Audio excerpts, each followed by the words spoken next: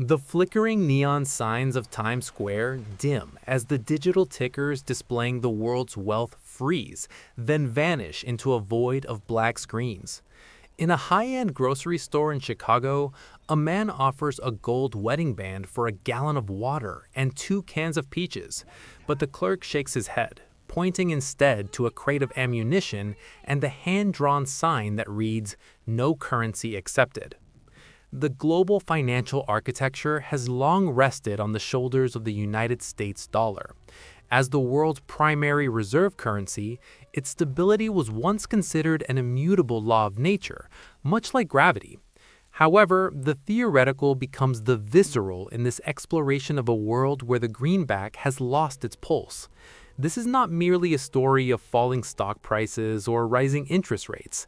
It is the chronicle of a systemic dissolution. When the trust that fuels a fiat currency evaporates, the complex machinery of modern civilization begins to grind to a halt, revealing the fragile bones of a society that has forgotten how to survive without a medium of exchange. The descent began not with a bang, but with a series of cascading failures in the invisible layers of international banking. Panic is a contagion that moves faster than light through fiber optic cables. As the value of the dollar plummeted in the overnight markets, the psychological dam broke.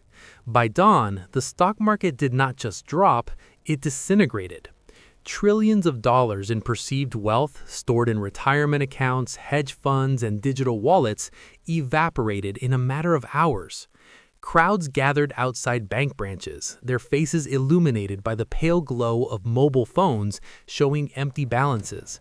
ATMs displayed cold, mechanical errors. The realization set in. The numbers on the screen no longer represented purchasing power. They were merely ghosts of a dead system. Security guards stood at locked glass doors, watching as the collective disbelief turned into a desperate, simmering heat. With the dollar rendered as nothing more than scrap paper, humanity was forced to look backward to move forward. The barter economy emerged from the ashes of the retail sector. Suburban garages and city squares transformed into makeshift marketplaces.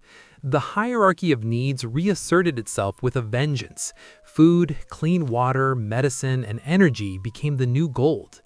In this landscape, skills became the most valuable currency. A mechanic could trade an engine repair for a sack of potatoes.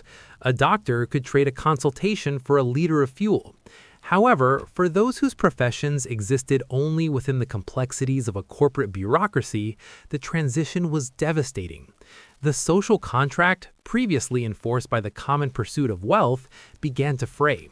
Neighborhoods organized into small cooperatives, pooling resources and establishing local watch groups to protect their meager supplies.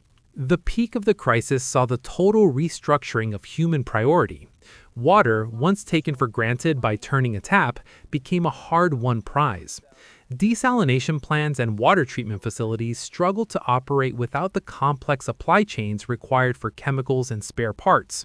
In the cities, the grandeur of skyscrapers felt increasingly like a tomb for an era that had overextended its reach. The tension reached the crescendo as people realized that the collapse was not a temporary dip, but a permanent shift. The struggle was no longer about regaining wealth, but about the preservation of life. Every transaction was a negotiation of survival. A silver coin might buy a loaf of bread today, but tomorrow that same loaf might cost a precious heirloom. The unpredictability of value created a high-stress environment where trust was the rarest commodity of all.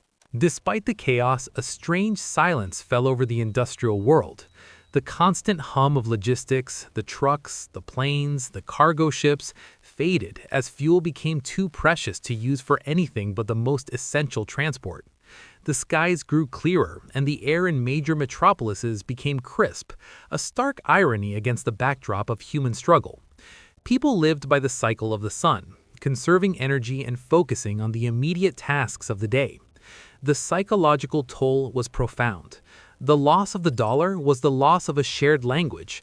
Without a common way to measure effort and reward, individuals had to rediscover what it meant to be part of a community. The isolation of the digital age was replaced by a forced, often difficult, physical proximity. The collapse of the dollar serves as a grim reminder of the artificiality of modern systems. When the dust of the financial explosion finally settled, a new world began to take shape, one that was smaller, slower, and significantly more local.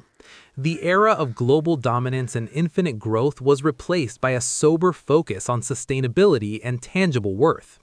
Humanity did not disappear, but it was transformed. The survivors of the Great Devaluation learned that true value does not reside in a printed portrait of a long-dead leader or a digit on a glowing screen. It resides in the fertility of the soil, the cleanliness of the water, and the strength of the bonds between neighbors. The fall of the dollar was not the end of the world, but it was the end of a world that had mistaken price for value and wealth for security. As the new economy stabilized into a collection of localized trade networks, the lesson was remained etched in the collective memory. Anything that can be printed can be rendered worthless, but that which sustains life is eternal.